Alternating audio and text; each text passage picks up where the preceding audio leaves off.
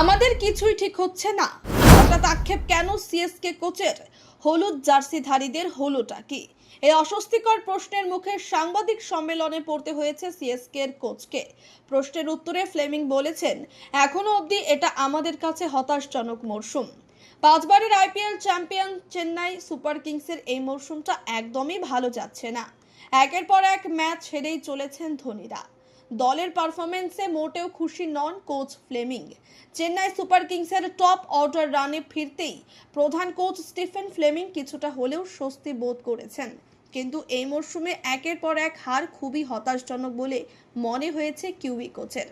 পাঞ্জাব কিংসের 202 রানের টার্গেট তাড়া করতে নেমে চেন্নাই দলের টপ অর্ডার দারুণ ব্যাটিং করেছে, যদিও 18 রানে ম্যাচটি হারতে হয় চেন্নাইকে।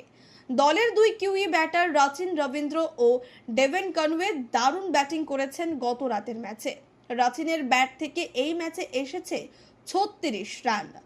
কনওয়ে খেলেছেন 69 রানের ইনিংস, তাও আসেনি জয়। হলুদ জার্সিধারীদের হলোটা কি?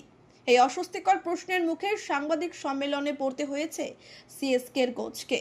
প্রশ্নের উত্তরে ফ্লেমিং বলেছেন, এখনো অবধি এটা আমাদের কাছে হতাশজনক মরশুম। দল একাধিক জায়গায় খুব ভুল করছে, যে কারণে জয় আসছে না বলে মনে করেছেন ফ্লেমিং। তার কথায় আজকের ম্যাচে ক্যাচিং দুই দলেরই খুব খারাপ হয়েছে। ফ্লেমিং উল্লেখ করছেন, সিএসকে এখনো পর্যন্ত 5 ম্যাচে 11টি ক্যাচ ফেলেছে, যার মধ্যে 3টি ক্যাচ পড়েছে পাঞ্জাব কিংসের বিরুদ্ধে। ফ্লেমিং আরও যোগ করেন, মাঝের ওভারগুলিতে আমরা রান রেট ভালো রাখতে পারিনি, যে কারণে শেষ দিকে চাপ বেশি ছিল। পাঞ্জাব দলের নতুন তারকা প্রিয়াংশ আর্য, যিনি চেন্নাই ম্যাচে দুরন্ত শতরান করেন, তার প্রশংসায় পঞ্চমুখ চেন্নাই কোচ।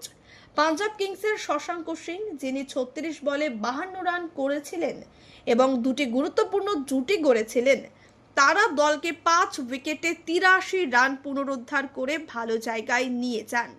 তিনি বলেন, রাজ্যভিত্তিক টি-20 প্রতিযোগিতাগুলি আর্যের মতো প্রতিভা আবিষ্কারের জন্য গুরুত্বপূর্ণ ভূমিকা পালন করছে। ফ্লেমিংয়ের মন্তব্য, সত্যিই এই লিগগুলি কার্যকর ভূমিকা পালন করছে। এই কারণেই আজ প্রিয়াংশ আর্য, দিগেশ রাঠিদের মতো ভালো খেলোয়াড়দের দেখা যাচ্ছে। ব্যুরো রিপোর্ট, ইউজে নিউজ।